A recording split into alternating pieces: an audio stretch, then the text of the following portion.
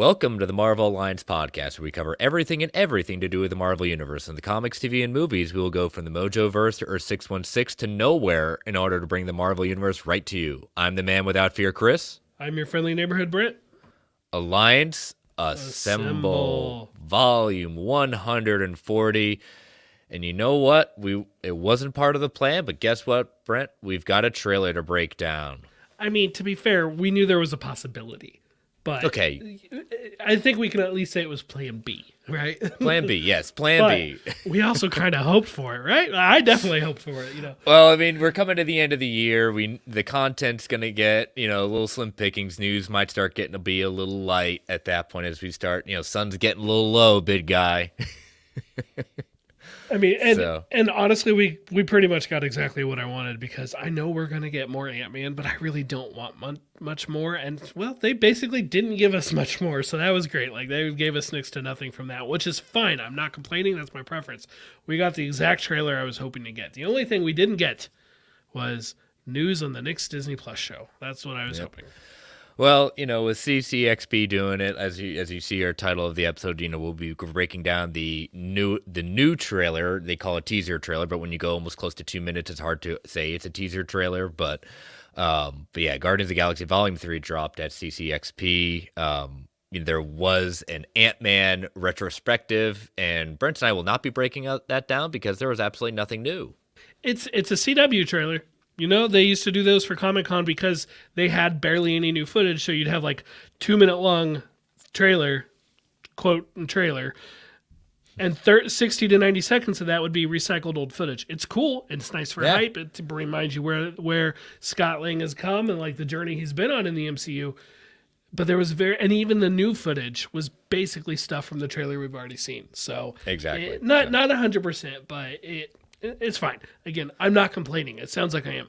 I didn't want it. I would have watched it, but I'm like, no, great. Give me. I was worried they were going to show an Ant-Man trailer for the public and a Guardians trailer only for CCXP, and that we weren't going to get. I was like, no, I want to see more Guardians. And that would have been twice in a row for us not getting to see the Guardians yet. So since they've premiered, they did something different at either D23 or SDCC. They did have a different trailer play at one of them because there are other scenes that I know weren't in this. San Diego, I think. San Diego, yeah. They had some exclusive footage. But anyways, how was your week? It was good. We moved into a new facility at work, which is amazing because it is. I've been in the department for over 10 years, almost 10 years at this point, with the district for like 11. It's the first time in my tenure, and I'm told ever, that like we had our own space, truly our own space. And so it's pretty awesome. We just moved in. Today was our second day of like truly working out of there. So it's pretty awesome. That's pretty much what we have going on. What about you? Yeah, it's the first week back from break. We're all just like pushing those. Now it's, I lost count. It was 17 days. What are we at now? Like 13, 14? You would think I know, because I'm pretty sure I've got 20th is your last day, right? Yeah, I've got two. Well, if we don't count tomorrow, I've got 2 weeks and 2 days. Yeah, and I'm right there with you. It's the exact same schedule. So yep. So we're counting down. We're making it through. We can do this at this point. But yeah, it's just a normal work week at that point. So, but yes, and yeah, looking forward to the longer break ahead of us. So, but all right, well, let us get through the show plug so we can start breaking down this trailer. So as you know, ladies and gentlemen, we are part of the Geek Ultimate Alliance Network with 8 shows covering the wide range of geek and nerdom. To see the full schedule, check out the show notes below and subscribe to the Geek Ultimate Alliance Network on Twitter at GWayPod Network so you know when all the shows are dropping. We also have a Patreon, so if you want to throw a couple of shekels our way, we've got 2 tiers. We've got our $1 tiers or tip jar to say, hey, you think we're doing a good job? And then we've got our $5 tier with ad-free episodes, early access episodes, and Patreon-exclusive shows, including our show, We Can Watch This All Day, the Marvel Alliance MCU Rewatch. We just dropped episode 11, and how timely is this, Brent? It's perfect. It's Guardians of the Galaxy, which means now I get to watch the sequel. I know. We're still deciding if I'm going to watch it this weekend or next weekend, but it will be watched before we record, as always. But yeah, so we've got that drop for the patrons. You've got Heinz's top five. You've got Clay going through Game of Thrones, and then you've got Katie looking at the canon, non-canon comics with her husband. You've got Joe's Multiverse Minutes. And then we've got DC Alliance doing their traveling through the DC multiverse of movies. And so hopefully, patrons, you're enjoying this content. Again, we want to thank you. We cannot do this without your support.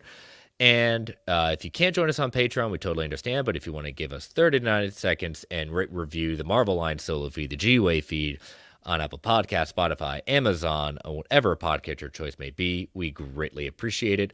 And then last but not least, we want to thank our official sponsor, OrganicPriceBooks.com, for your omnibus hardcover collected edition needs. JP and the crew at OPB have got it going on with immaculate packaging, excellent customer service, ships around the world. You've got 3 more days to take advantage of their big Cyber Week sale. Take an additional 15% off all these titles. And you can use that code MarvelGUA at checkout on top of that to get an additional $2 off every single order. A ton of Omnis, lots of different Epic collections. Again, these are some great deals going on. So as you're watching live, I'm just kind of scrolling through. So you check them out at that point, and we want to thank them for being our official sponsor.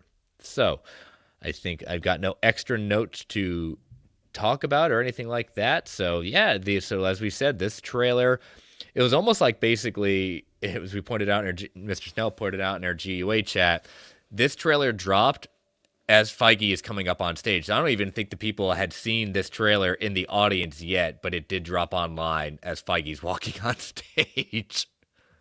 Yeah, it's a little different. I was anxiously awaiting for the trailers to drop, mainly because I wanted them to come out before I had to get in the car and drive for a half hour. But I did not expect to see one tweet that was like, okay, Marvel's starting, and 2 minutes later, and here's the trailer. Yep. So we again, glad it dropped at that point. So, we had the holiday special. So there's some things that, we've kind of hinted at with last week, breaking that down. So as listeners that are watching it at that point, sound's going to be off closed captioning on. It's not going to be full screen, but we'll be stopping at various parts to kind of talk about this. So starting off with the Marvel logo, very much in looking like it is the cover of the awesome mixtape. Mm-hmm. So yep. James Gunn said, as we probably all expected, there will be a volume 3 of the mixtape, and pretty much every one of them, I'm always curious to see what is going to be on this next mixtape. Yes, it's always telling when we get that. And yeah, I saw this, I'm like, well, that looks like a cassette tape right there, and sure enough, it does. Yep. So Peter cues up. We've been gone for a while, and we've already seen the ship. So this is the Bowie. Bowie. Mm-hmm. Yep. So they're coming in New York City. Yeah, I do really like the design of that ship. That is very interesting. People said, what happened to the Benatar? I said, the Benatar still exists because, again, we saw it in Love and Thunder, so maybe we'll get an answer of if it's just basically being refit or they're taking a break from it. So they're landing in the suburban town. Oh, gotta love the new uniforms. We saw Rocket wearing this in Endgame, so it looks like he's made it for the rest of the team. Yeah, and this is basically Peter Quill's comic book accurate costume, at least correct what he heavily was wearing pre the Guardians movie coming out in 2014, because now in the comics he wears more like the Ravager's coat. He also he wore this heavily in, say, Annihilation, which we read a while ago back. Yes. And it's interesting seeing Drax wear it. It looks like his nipples are not so sensitive anymore. Yeah, hopefully he's gotten over that issue. Yep. So, but they're landing in an interesting town. And right, it looks like they're flying into New York, or a human town, like they're on Earth, right? But then you see this, and it's like, well, these don't look like humans to me, not any I've seen anyway. Yeah. But the High Evolutionary is supposed to play into this movie, we know, right? He's a part of the movie, and I gotta wonder, is the town that they landed in a town that the High Evolutionary is under control of? Is he under control of this town the way that Wanda was under control of Westview, and these are his experiments? Yeah, that's exactly what I thought, in the sense of where these are some of his quote unquote failed experiments too. So, um, so as we continue on, the little girl throws a ball.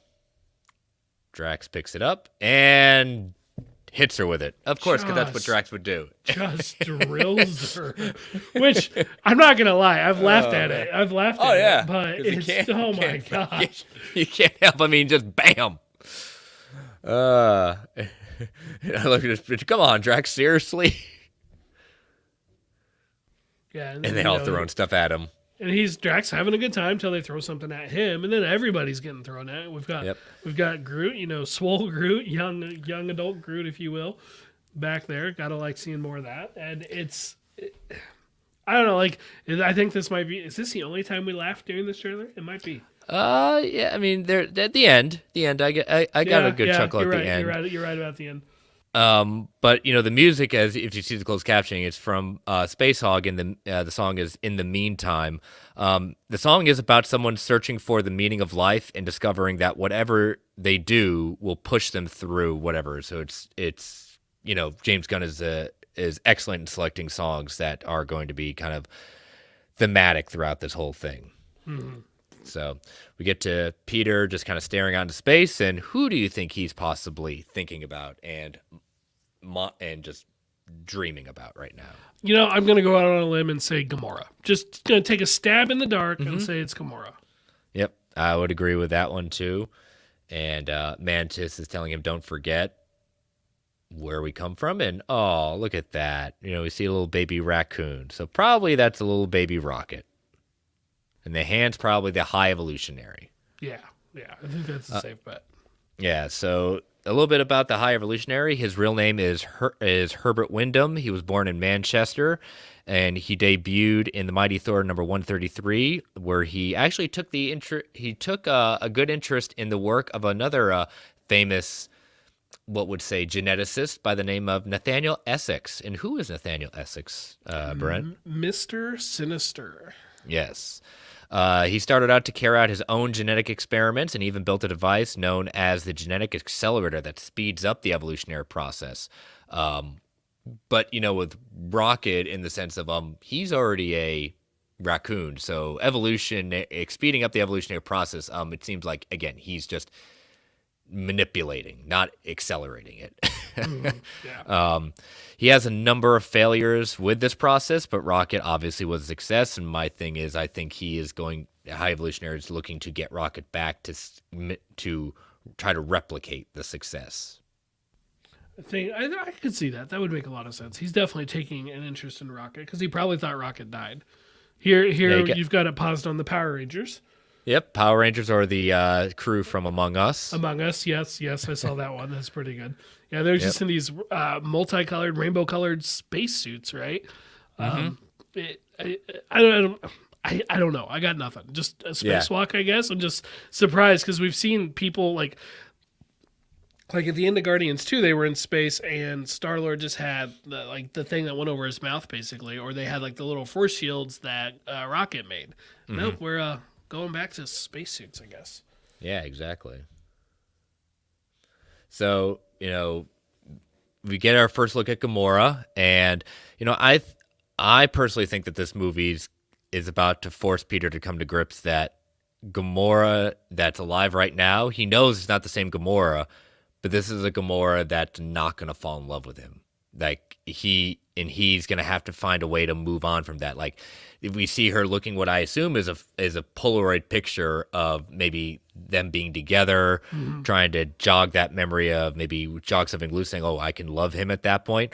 Now, I think it would be great. And yes, it would be kind of cliche for them to fall in love at the end of this movie. But I think the more heartbreaking way and the more I think likely what's going to happen is that they're going to realize that they don't connect with each other and the one he loved is truly gone. And James Gunn has said this is going to be the saddest film of the MCU to date. Yeah, I don't really see them getting together. It's just, this is going to be, like you said, a sad film, one of the sadder ones. They don't get their happy ending, They don't get to have their fairy tale come true. No, because his Gamora is dead. This one has not had the experiences that led her to become who she had. Beck originally. And especially, she's more of the warrior we saw in Volume 1. So this is Right. more Volume 1, and in this one is going to be with the Ravagers. She's been with the Ravagers for a while. She's going to have her own Ravagers team. So she's going to be more war torn than the Gamora that left us. Gotta love this interesting shot where Peter's lifeless body being carried by Nebula. We do see Cosmo right here. Cosmo is there officially. Yeah, Cosmo, Kraglin. What is going on with this scene? Like, why is Peter? I don't know. Is he unconscious? I know Just... Rocket's just taking a drink. So my thing is he's probably got into a bar fight or something like that. Didn't work out well for him. I can see that. He's saying, we can't, as he's saying, we've been running our whole lives. And I love this thing as Pete, I'm done running. Love it. So and we saw the Power Ranger Among Us spacesuits. This is the High Evolutionaries base. That's what they're diving towards. And even it fits because the High Evolutionary is even experimenting with his base. As you see them later on running, there's hair on the surface of his base. Yeah, it kind of actually reminded me, like when I paused on this earlier, trying to figure out what exactly I was looking at, almost reminded me of Ego in the second one, and when he was going all organic planet and stuff like that. I do want to mention, I love that line from Rocket where he says he's done running. Yeah. So we'll I guess at the end we can talk about what we think might happen with Rocket. But yeah, exactly. We got the back of the head of the High Evolutionary. And he's watching a white-haired woman run. Like on a treadmill or something, it looks like. Yeah. Gamora taking out a knife. So it looks like they're back in prison again, and Drax looks like he's been shot. Mm-hmm. Yep. Drax definitely looks shot. There's these... Over to the right, there's this... I don't know what it is. It just looks like a brain to me. Yeah. It looks like maybe there's another one in the background there, but... Maybe the High Evolutionary's prison where he gets his experiments from. In which case, did they let themselves get captured? Were they captured was it on purpose? Were they truly just captured against their will? I don't know. I have questions. Are they just trying to throw back to that awesome prison escape scene in Volume 1? I don't know. Yeah. See, they're running on there. Time to face the music. I love this as Rocket will finish his quote. He says, "We will fly away together one last time into the forever in that beautiful sky." Do you think Rocket's dead? I think a lot of us can put money on Rocket being one of the ones that's going to bite the dust. I mean, I think there's going to be probably two or three people minimum, but I think Rocket's one of them. Yeah. Definitely the way he's saying it. They're definitely setting it up like that. And there's our first kind of front face looking, not the first, but a closer look at the High Evolutionary. And, Peter screaming at that point. My thing is, I think he's screaming because he's looking down because someone's not making it. At a dead Rocket. Yeah. I mean, that's exactly what I think is happening. In this quick shot here, that otter looking creature, yeah, that's comic accurate. That's going to be Lila. Lila is Rocket's love of his life. So we're going to meet his love in this movie. Yeah, one of those characters you really didn't ever think you'd see. But you never really thought we'd see Rocket Raccoon either. Exactly. And this little creature right here, this is the same creature that we saw at the beginning of Volume 2. So we're going to see him again. So maybe my thinking is the High Evolutionary created that creature back in Volume 2. Yeah. Oh, there he is. Look at I know. There we go. Got a good stop on him. All right. We've got our first live action look of Will Poulter, who is playing Adam Warlock. So, what do you think of this? I think he looks outstanding. Oh, he looks incredible. They did a great job translating this. You got to wonder if the other Sovereign are going to be involved in this movie. I assume they will be, but he looks great. Great adaptation of Adam Warlock. Yeah, and the High Evolutionary, I'm going to do my best to pronounce the actor's name, Chukudi Uwiji. Do my best on that one. I'm not going to judge it. Yeah, no, please don't. But yeah, no, it looks great as Adam Warlock. And like you said, I wonder if, like you said, we're going to see the Sovereign again, but could Adam be working with the High Evolutionary at some point? Yeah, Adam Warlock is. I mean, he's technically one of the heroes, right? But he kind of does his own thing, has his own agenda. He's had to work with Thanos before. I don't know. Like, I don't see him and immediately think that's an ally. Yeah, yeah. At least in the beginning, you're right. Adam is a character with a history of experimentation done to him. In the comics, he's directly tied with the Infinity Stones. We do see, little stone right there at that point. He's a big adversary of Thanos, and he has allegiances with Pip the Troll. His name is Adam after the first man, and Warlock was given to him by the High Evolutionary. So he is hitting Nebula, or is he hitting Lemon? Let me go back to that. I wonder if it's one of those quick cutaway shots to make it look like. I think it's a quick cut shot. Oh, you love this. Look at that. Yeah, and interesting right there, Groot is yelling, "We are Groot." And Yep. yes, I realize it's all Vin Diesel, but like he's saying it the exact same way. Like I can just hear him like as saying it like with the adult voice that he had in Guardians 1. Yes, this is a different character technically, but I mean, Groot, our baby boy, he's growing up. He's growing up, and just that spinning shot of him, really cool. Mm-hmm. And according to James Gunn, by the end of this, he will be "quote unquote" Emperor Groot. There we go with we're gonna get our little funny tag at the end. Yep, Drax just wants to kill everybody. Yep, a kill Fupin, no kill, no people. Kill one guy, one stupid guy, who no one loves. All right, so May 5th of next year, that's when we drop it. So that'll be the second film of the MCU's 2023 slate. So I thought it was a good teaser. It definitely gave us a little bit of to chew on, and it sets us up for a lot of laughs, but also probably a lot more tears than we were ready for. I think this is going to be a hard movie to watch. Let's put it that way. Mm-hmm. And I also think my other prediction is Drax will also end Drax, his journey. absolutely. Drax feels like a goner. Dave Bautista's made no secret that he was glad and thankful for the role, but he's ready to move on and do other things. He does wish that the role had been bigger than it ended up being ultimately, but I think those two are gone for sure. The others, I can see going either way. Yeah, I don't think we're going to lose Gamora after we just got her back at that point. Peter, I think, is safe. Nebula, I could see her sacrificing herself to save Gamora. Yeah, that would make sense. So and you got to hope not Mantis, just because with the connections, I'm not going to spoil it, but the connections we just found with her and Peter in the holiday special, we'd like to have a little more time for that to sit, I think. Yeah, I think so, and I think, yeah, you're right. Mantis is safe, and I think Groot is safe, too. Groot better be safe. We can't lose Rocket and Groot at the same time. Yeah. I mean, again, if you mean to be sad, yeah, we're all going to be crying at that point. and I could see I could see like Star-Lord and Rocket, or Star-Lord and Groot forming a new Guardians in the future.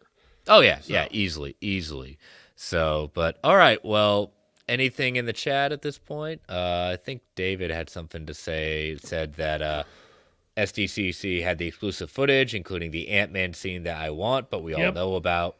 Yep. So we'll get that. I predict we're going to see that finally in the quote-unquote official trailer. We will get that line of dialogue, but I'm with you, David. I want to see it. And then Hines said it's my fault if Rocket dies. I didn't write the movie, so I'm just calling it as I see it. Really, it's James Gunn. It's James Gunn's fault. It is. But do you really want to taste it, though? No, I don't. No, no. All right. Well, again, we know we're getting more trailers next year as we march towards it, but it was a nice surprise to see this drop today. So, all right, we're going to take our first ad break before we get into a little bit of news. So, listeners, these are the lovely ads that keep the network going at that point. So we appreciate the support, and give you that 3 count to turn that volume down before they come on. It's probably going to be a lot of holiday ads. 3, 2, 1. We'll be right back. And we are back. So, all right. So as I change our backgrounds around for our first news item, we're talking about almost these as always are rumors, but we're looking at the rumor of Mr. Ultron reappearing in the MCU.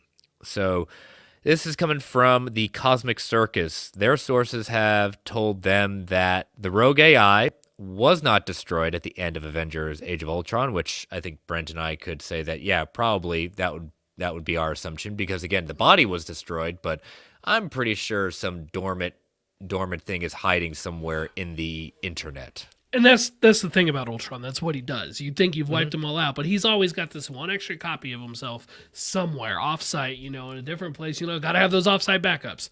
And I don't think there's a comic book fan who saw that movie and thought, this is the end of Ultron. In fact, I'd go so far as to say we probably would. The only thing stopping him, if we would have seen him again, would have been if they wanted to use James Spader for the voice again or not. Mm-hmm. But being a robot and stuff like that, you could see them coming up with someone else. Maybe you bring in Ross Marquand to voice the character because he's pretty good at impressions. Yeah. Something like that. But regardless, I think Ultron is awesome. I think that movie is underrated. It's not the best Avengers movie, but I think it's a really good one. And if we really are going to get more of Ultron, I think that's a good thing. No, I think so too. So the outlet speculated 2 places where Ultron could make his presence known.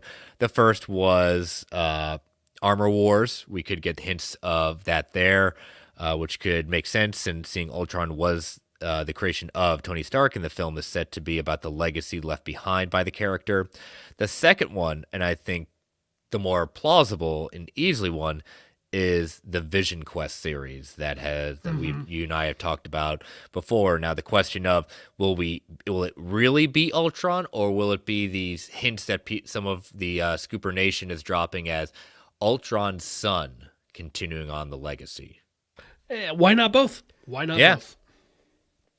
So I think those are very, very interesting pitches. Like I said, I lean more towards Vision Quest because again, it's going to be, dealing with Snow Vision, kind of like the, Gamora, like coming to terms with like, okay, I'm this person, but not this person. Well, Snow Vision is Vision, but not the Vision we're used to. That Vision is gone. Mm-hmm. So having to understand like what that is, and being that I could see a fight between that the Vision we know fighting against the programming of Ultron, because that's who Vision is. Vision is a child of Ultron. Right. So to me, Vision Quest, I agree, is the more likely of the two. I wouldn't rule out both of them though. I wouldn't rule out both by any means. Now, how would you bring it into, Armor Wars? That's what I consider to be like, what would be kind of your pitch to bring him into Armor Wars? Ooh, tough one. The first thought that came to mind is just the code for him is lying dormant in Stark Tech and Stark's computer systems. That's obviously all over every one of those Iron Man suits and War Machine suits and Iron Patriot suits and whatever. I think that would be one avenue you could take. Another one would be just simply, he threw himself in one little Ultron bot that survived at the end of the Sokovia incident and has just been slowly rebuilding and building up his resources and his rebuilding his Ultron army robot and stuff like that. And he's, if Armor Wars is about the Tony Stark's legacy coming back to haunt Rhodey, well, creating another villain, as it were. Well, you know how I think it's great when that happens, but because gosh, it just makes people so mad.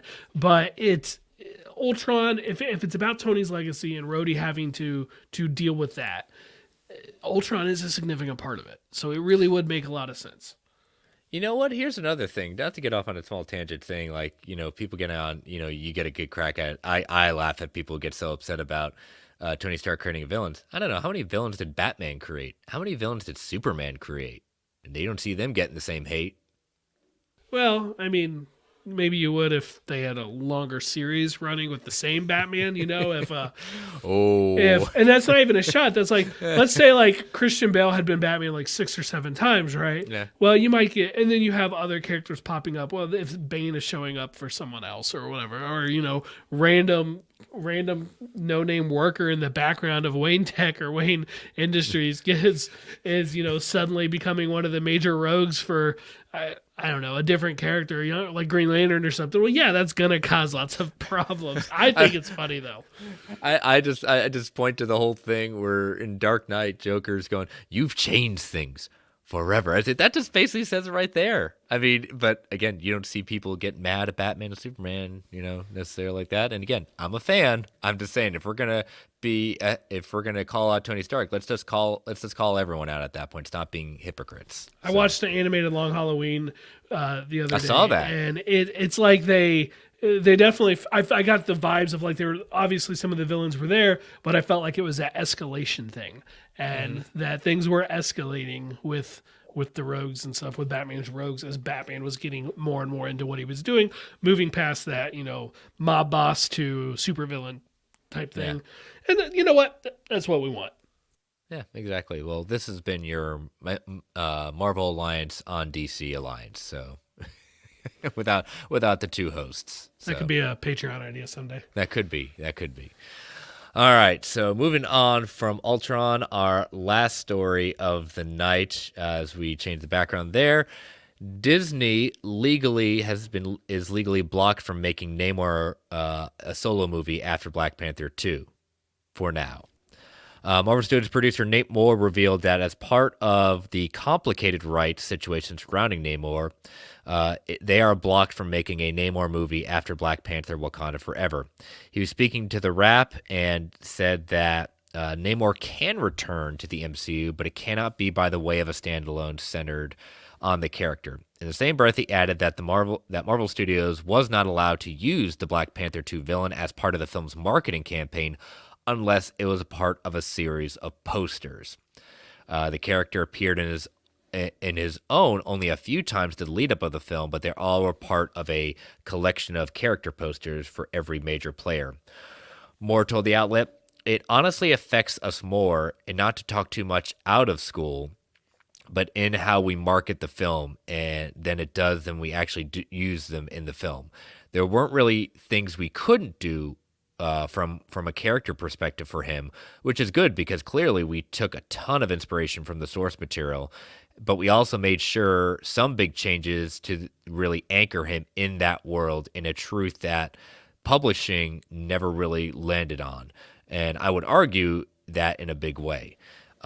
But he also praised Coogler's take on it, not just in the character, but the underwater world around him, and how he skirted around legalities. He said, "I've read every Namor comic ever written, and I love them, but the world of Atlantis is a little vaguely drawn. It's maybe kind of Roman, maybe, and so Ryan is such a detail-oriented filmmaker that he wanted to anchor into something that felt a little more tangible and real, as hopefully Wakanda feels for the people." And I think there was nothing from a business side anyway that was preventing us from doing that, which is great. So that's interesting. So this kind of slaps in the face of some of the rumors that they're already in the early stages of planning a solo film. So this sounds like very similar to the issues going on with the Hulk for the MCU. Right, and I think we talked about this a little bit last week, but it's come out a little firmer since with Nate Moore, who is one of the producers. He's part of the Marvel Studios Parliament. He's worked on several movies, several projects, including like Civil War, Black Panther, Winter Soldier, Falcon and Winter Soldier, and more Eternals I know he worked on. Again, just to reiterate, in case you missed last week's episode, for years, everything I had heard, everything I had read said basically Namor and Submariner is just like the Hulk. Universal has distribution rights, but they don't have production rights. Marvel can make the movies anytime they want. They just can't distribute the movie. And well, where's all the money at, theatrically speaking? It's in distribution. It's part of why She-Hulk was such a big deal, because it's like, oh, we've got a loophole here. You can do something with a Hulk television show. Well, I don't anticipate a Namor television show anytime soon. I think that thing would cost even more money than the effects on She-Hulk would, or at least I certainly hope they would. But to me, the biggest news about this isn't this the case. And again, like I had heard some stuff like right after Black Panther came out and playing that, it may have been actually Fox that had those rights. But no, it is what I originally thought. Universal has it. To me, the big news here is Nate Moore confirming it, right? Like that's the kind of thing we don't normally get. We don't normally get those kind of details on what the business arrangements are. We do usually get something on the Spider-Man side, and just because by nature it's more public.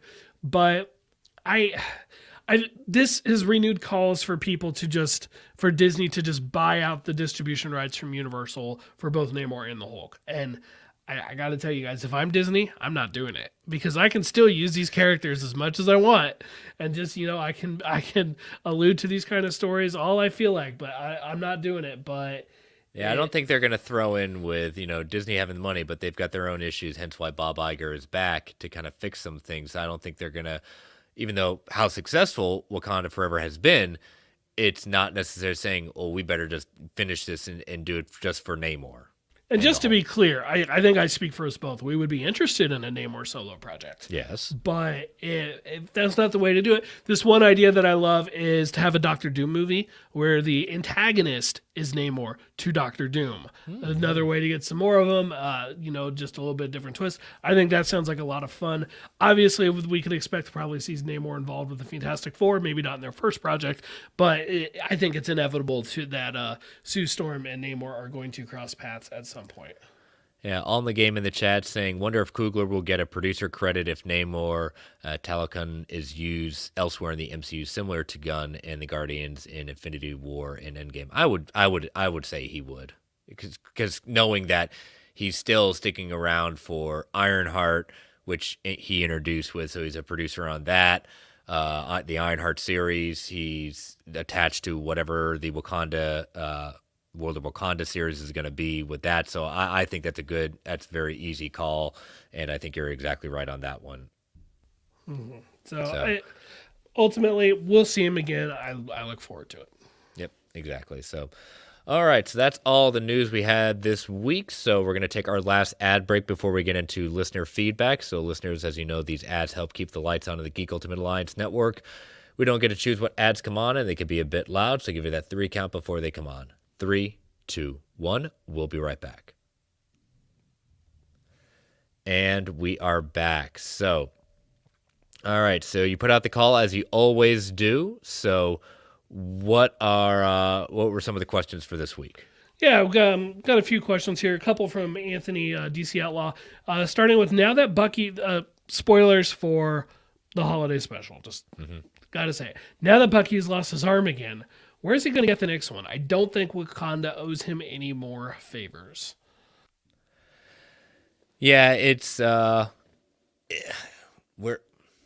don't know, maybe the Thunderbolts. He's now working for the government, right? I definitely think that answers the when. And maybe it is also the where. You could see the government coming up with something for him. Probably not going to be as strong as the vibranium arm that T'Challa gave him in Infinity War, but overall, honestly, I wouldn't be surprised if they just scooted right past that. He's got a different arm. They don't even say anything. It's no different than when they have a different costume and they don't make a big deal about it. Yeah, I think, like I said, I think it's because he's on the Thunderbolts on the government side is giving him his new arm. So, and then he asked another question. Any guesses on who Michael Gandolfini is playing in Daredevil Born Again? Yeah, so Deadline reported that he would be a part of Daredevil Born Again. We don't know who he's playing yet. DC Outlaw wonders about Butch Ferris, which is basically one of the Owl's henchmen. The Owl is a notorious Daredevil villain, so I think there's a possibility of that. If it was I feel like he'd go the Owl before he'd go the Owl's henchman. But you did tell me that you had another idea. Who were you thinking he might be? I was thinking he was, I'm pretty confident I agree with all the game on that one, that he's going to be Kingpin's son. So Kingpin's son, the Richard Fisk, the Rose. no, Butch Ferris at that Oh, point. Butch Ferris So being his son. Okay, I got you. yeah, because I forgot that's about more. that connection.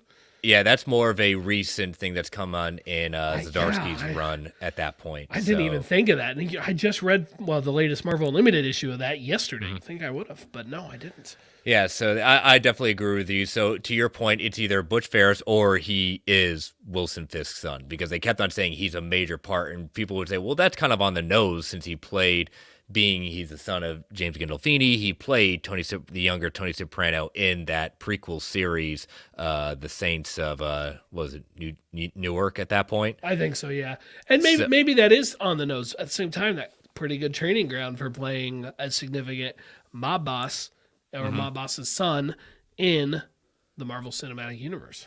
Yeah, so the fact that they kept on saying significant role and Deadline confirmed the story that was breaking earlier today. So you gotta love that. I can't remember who originally was breaking it at that point, but hey, you know what? It's always nice to see that again. We're getting closer and closer to this starting to roll. So.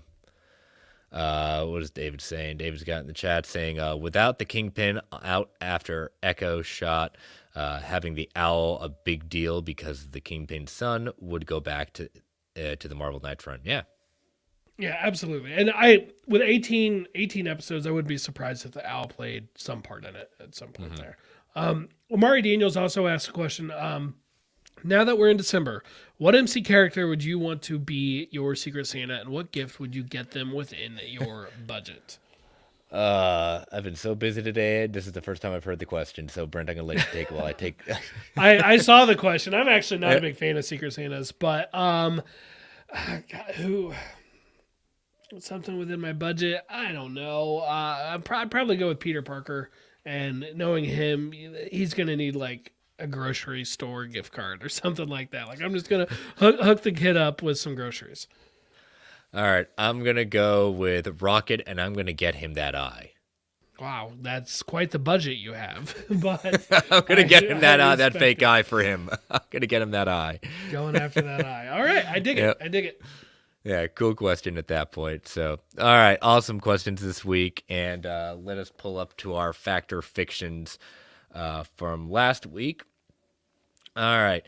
Number one, in Deadpool 3, Deadpool will be recruited by Mobius and the TVA to prune rogue timelines that will include the Fox Marvel Universe. 59% said fact, 41% said fiction.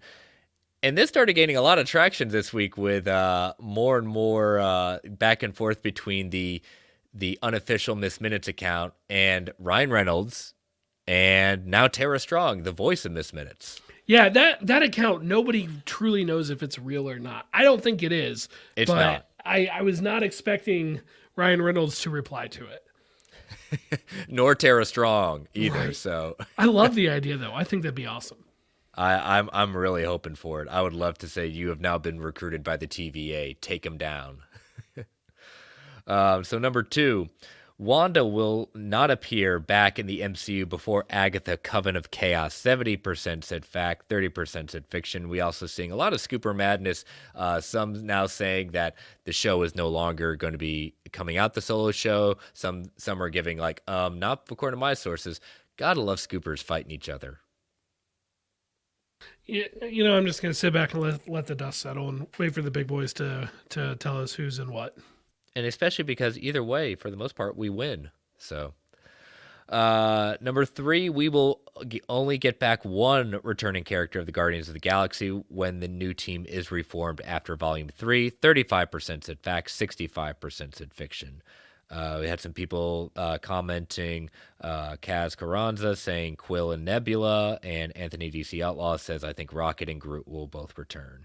So, all right. So those were my Factor Fictions last week. Brent, what do you got for this week? Yeah, kind of by accident. I'm pretty spider themed here. Really didn't plan it this way. But regardless, let's start with if Toby, Andrew, or Tom are in one of the Spider-Verse movies, which we know there's been lots of smoke around that. If they're in one of the Spider-Verse movies, they will reference that it's not the first time they have met alternate versions of Spider-Man. So one more time. I want to make sure I've got this. If Toby, Andrew, or Tom are in one of the Spider-Verse movies, they will reference that it's not the first time they have met an alternate version of Spider-Man. Man, they've been dropping. Lord and Miller have been dropping a lot of, being very coy about it. But I also think it's an opportunity for them to really be as meta as they are, and I think they acknowledge it. I think it's a fact they will. There, I don't remember which one of them had it, but they basically had this quote of like, we're connecting all these things and doing all this multiverse stuff, except for this one thing that people really want to happen. We're not doing that at all. And they said it basically with that tone, implying yes, like I don't know if it's across or beyond the Spider-Verse, but I genuinely believe that at a bare minimum, Tom Holland's will be appearing. And so yes, I do believe they will reference that they've met other Spider-Men before. Yeah. So fact. All right. What's number 2? By the end of Phase 6, we will see Daredevil and Spider-Man in costume together. Daredevil and Spider-Man in costume. Oh, that's tough. What do you think? I'm. The heart wants what the heart wants, and I'm going fact on it.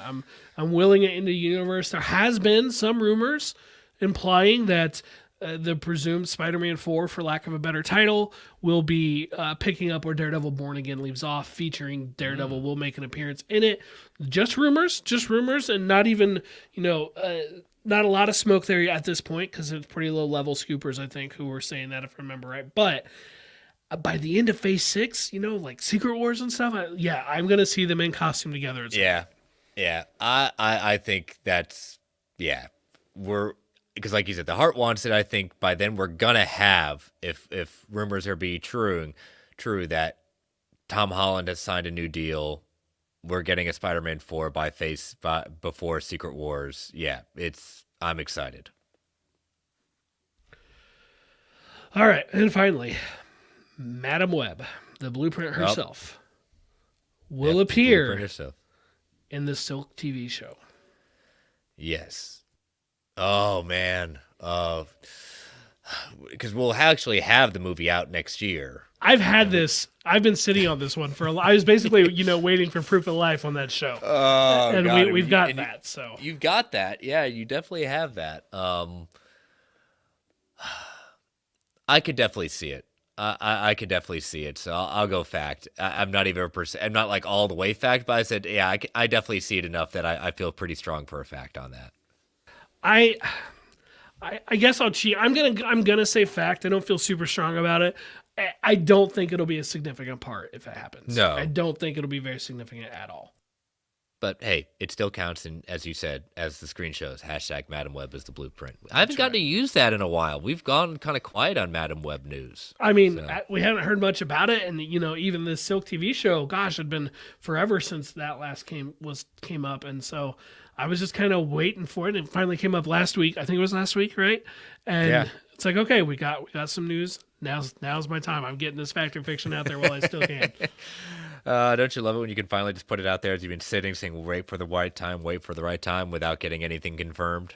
Yep. Perfect. So, all right. So as always, I'll drop those Sunday afternoons so y'all can vote on it. And now let us go to our newest comic book club, Marvel Zombies. So we were starting off with the prequel that came off after the main series called Marvel Zombies Dead Days. And you know what, Brent, and I will say this, some of the best part about the series of Marvel Zombies were the covers by Arthur Sindom.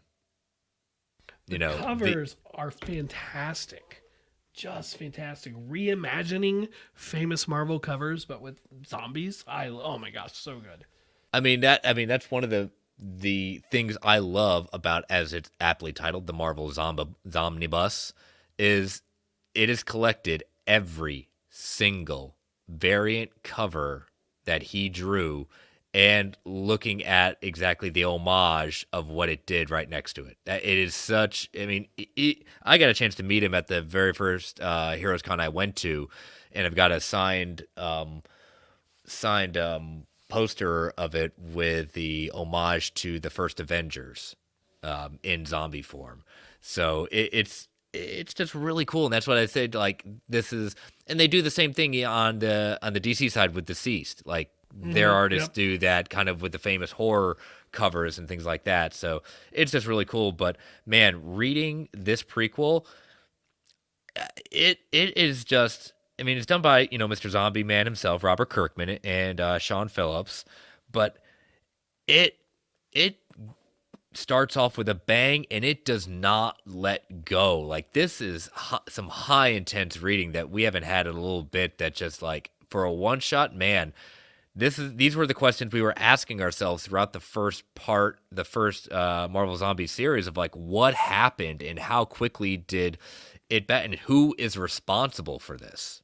Yeah, I like how they talk about that the only people who really survive are the supers because they're the ones able to feed on the humans because they're able to use their powers even in their zombie forms and they seemingly still have their personality and yes, like their hunger takes over, but when they have eaten, they can they become lucid again. Really great stuff. The scene with Peter taking out Aunt May and Mary Jane. Oh, that's I know. rough. Exactly. And then we just, we find very quickly like who is responsible, and it is Magneto. He is responsible for creating this virus, and the original hope was that it was supposed to be targeting humans to level the playing field, to tilt, not necessarily level, but put mutants at the higher end of the population to take out the humans. Instead, it had a very catastrophic effect, and he's going down not necessarily to claim responsibility, but to take on the survivors to have a chance at survival. Yeah, and it's crazy how fast that some of them turn. Like Ant-Man realizes he's bit, or Giant Man, I should say, and even before he's full on gun zombie, he's like, "Nope, I'm gonna need something to eat," and he just takes T'Challa right then and there, right? Like he hasn't even turned yet, and like most heroes would have been like, "I'm out of here." No, not. Leave it to Hank. He's just like, I need to make my dinner, put it on their crock pot, and let it Yeah. sit there for a while. We see the X-Men fighting, and that's when Magneto enters the scene and just takes them all down at that point. All the zombie of Alpha Flight gone at that point. I mean, again, like it is kind of quote unquote gory in a sense, but it's almost done how Phillips and the colorists do this. It's not gore for gross out, but you see, and I think the most heartbreaking is when we get to the Fantastic Four with basically She-Hulk getting in and killing the Fantastic Four's kids. Yeah, because she knew the code. She knew the password. She was cleared for entry to the Baxter building, and she does. But then how does the Fantastic Four handle it? How does Reed handle it? He Yeah. purposely infects the rest of his team. Oh my gosh. I mean, that was just like that's pure Reed. Just like you even start seeing it when he's examining the bodies, because like they're the part of the plan, like they all get to the helicarrier, and Nick Fury's just like, okay, the plan is, we're gonna try to get as many people onto this, while everyone either looks for a cure or looks for a way out. Tony's found a way out in developing this kind of interdimensional portal at that point. And I like that Nova is the one saying, what are you, crazy? You think we're actually going to survive this? Like, it's the end of days. Like, he's basically Bill Paxton in Aliens. Like, game over, man. Game over.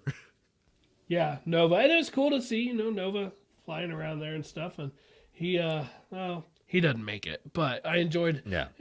what little we had of him.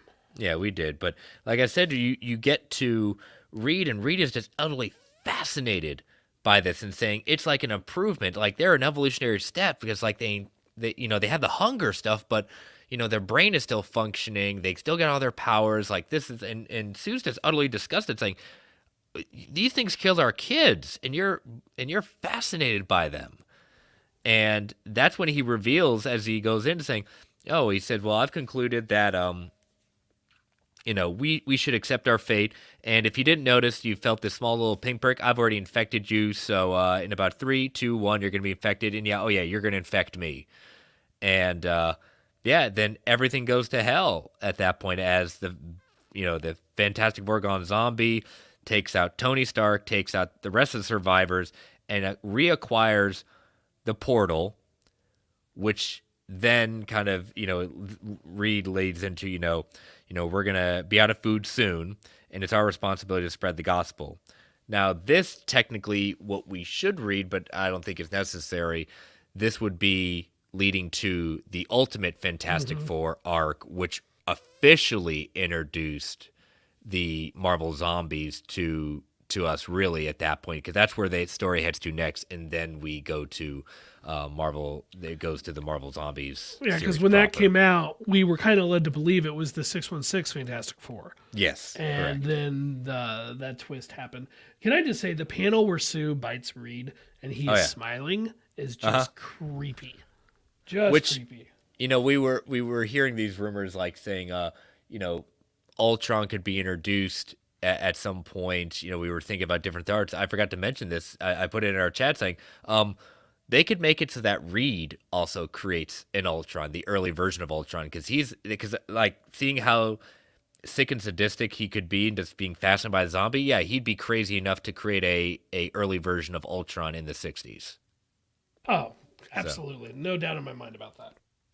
but yeah, I like I said, I really love this series as a whole. Some of the succession arcs once you get to 4 and 5 get a little kind of kooky and not as strong, but I'm a sucker for a good zombie story, and putting it into the Marvel universe, it gets it scary and it's just really well done. So Yeah. This is going to be a fun one. yep. So, all right. Well, we will next week continue on by reading the very first issue of the first series of Marvel Zombies. So make sure you check that out. And we brought this episode to a close. So, Brent, tell people how they can follow you. Yeah, Brentech Prime on Twitter, on TikTok. That's where I'm at. Awesome. And you can follow this show on Twitter at Marvel A Podcast. You want to thank, again, our official sponsor, organicpricebooks.com. Use that code MarvelGUA at checkout for $2 off every single order. You can follow me on Twitter at Chris Balga. You can follow my other show, World's Finest True Believers, at Finest Believers. And again, I dropped that X-Men focused episode as Brent tried to be kind of cheeky last week. But yes, newest episode of World's Finest True Believers dropped with my buddy BJ Kicks. We are looking at House of X, Powers of X. So make sure you check that out. And you can email the show at marvelalliancepodcast@gmail.com. You can follow the Geek Ultimate Alliance Network again at GWA Pod Network. Feel free to tweet, email if you want to provide fact or fictions, ask questions. Continue to rate and review Marvel Alliance Solo Feed, GWA Feed on Apple Podcasts, Spotify, Amazon, and wherever podcatcher choice may be. We want to thank you all for joining us live in the chat. Thank you all for listening. Stay safe out there, everyone. And as Stan the Man would say, Excelsior, true believers. All right, Brent. So post credits today. A little story dropped, and it didn't get much traction, but I thought it was an interesting bit. It seemed based on the headline and looking at what was being discussed. So, headline. This is coming from an interview on the Ringers, The Town with Matt Maloney. It's a podcast, and basically, they were talking to again Nate Moore. So he's again the VP of Production and Development, where talking about who they hire as writers and how basically they avoid hiring writers who love Marvel Comics.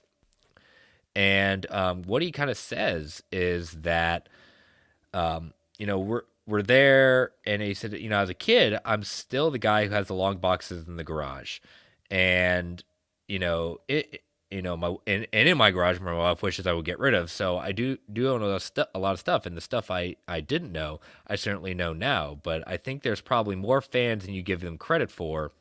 And as he goes on, he says, honestly, you talk about the process, and for me, one thing that's interesting is specific writers. I would say a lot of times we're pitched writers who love Marvel, and to me, that's always a big red flag because I go, oh, I don't want you to already have a pre-existing idea of what it is because you grew up with issue 15, and that's not what you want to, and that's what you want to recreate. I want someone who's hard on the material, who goes, what is this? I think there's a movie here, but maybe we should looking at it in another way. And I think the best example of this for me, he said, were Marcus and McFeely, who weren't comic book guys, but they were like, wait, Captain America? This seems like a bit weird, but what if we kind of look at it this way, and they weren't married to anything. Nothing was, there was nothing sacrosanct. And I think that's the important to be able to go, look, the source material is great and I love it. And the comics work in their own medium they were built for, but that's not a direct one-to-one translation to the best version of the movie. And sometimes it takes someone who's out of this culture to go, hey, I know you think it should be this way, but maybe it should be another way. And he says, Taika's a great example of this. Hey, I know Thor is traditionally a bit stiff and is a bit Shakespearean. What if you tweaked it and tweaked the tone, change differently, and that's how we led to Ragnarok. So what do you think about that, about how they kind of really avoid bringing in writers who are Marvel super fans? I think that kind of surprises me a little in the sense of I would have more thought it was a case of where that wasn't a requirement, but it was a nice to have. And at least for Nate Moore, he actually almost doesn't want to have that. And I get it, because you do want someone who can come in with a fresh take on the characters, who's not just trying to adapt the source material, but rather take inspiration from that source material, as we've talked about before. You're right. I didn't see this get a lot of traction. It's kind of interesting, but it doesn't really make me think too much one way or the other about the style overall. You mentioned Taika Waititi. Yeah, like I really enjoy Ragnarok. I really enjoy Love and Thunder, and they're not like the Thor comic books necessarily, but they went a different way with it, and I think that's okay at times, as long as you ultimately keep the spirit of the character, which I still feel those movies do. I'm okay with it, and that's the big thing for me, is even if they've never read the comics prior to getting the assignment or prior to getting the opportunity to pitch for it, that's fine. But you do need to do at least some of your homework and stay true to the spirit of the character. That's all I ask. Which I think you always see with actors being cast and people, like the pictures with all the reading material they have and things like that. So they do that as well. But Namor had something else interesting of things that they look for when it comes to the filmmakers. He says that there are two things, he says. I think, and in my experience, this has been true. We look for filmmakers who have had at least done something exceptional once, right? Because making a movie's hard, and sometimes a movie that someone is really invested in doesn't come together for a lot of reasons, and they're in control of they are in their control or out of their control. But they have shown excellence, and they are passionate about making the movie. Because filmmaking is hard, and we are hard on filmmakers because we're always trying to make the movie as good as we can. And the filmmakers that are dying to do the movie are the ones who tend to have the stamina get through the kind of dark night of the soul moment where everything's going wrong, where everything's over budget, and what we wanted isn't working out. And they're always willing to roll with the punches because they wanted to make that movie. And I think that's interesting, just because, we always, when we bring on people, like, the definition of exceptional, I find that interesting, because he said they want to do something exceptional once. And that's in the eye of the beholder. You look at some people that they've done at first, it's just like, what have they done recently that a lot of times, like, we haven't seen? But then we look at, like, last week when we talked about the Blade director getting cast or getting selected, the thing, quote unquote, exceptional I would say for that one is Lovecraft Country, a hugely successful series on HBO. Yeah, okay, it didn't get for season 2, but that was the talk of the town every single week. So that's quote unquote the exceptional that was chosen for that director. Yeah, and he mentions passionate about making the movie that we want to make, and say it's like that kind of leads to the they will let their creators do what they want to do, but they still need to be following the overall guide. They need to all be on the same page for what that's going to be. Honestly, ultimately, I don't think this is that much new material. Maybe that's why we didn't, see too much talk about it. But it is cool to have Nate Moore out there talking a little bit, giving us a little peek behind the scenes between this and the Universal story we talked about earlier. That is something I wish Marvel would do more of. Yeah, it is good seeing them out there, and it's like you said, it's not like earth shattering, because again, we kind of see who they're seeing, but it's one of those things that there's good and bad, and all the game kind of brings us out. So, sometimes it works out, sometimes it doesn't. All depends on what the individual brings to a project, regardless of their comic book interest and fandom. They have a story to tell, and if sometimes you get to pull off the idea of a film like The Joker, which is taking the idea of a story he wanted to tell and putting it in the guise of Joker in order to get made, and works really successfully. But again, what they've done has worked for them for the most part, and with a few misses here or there, but still they're going to keep going because right now nothing's stopping them. So interesting story. And all right, we will see you all next week. Same channel, same time, same channel. Talk to you later. Bye bye.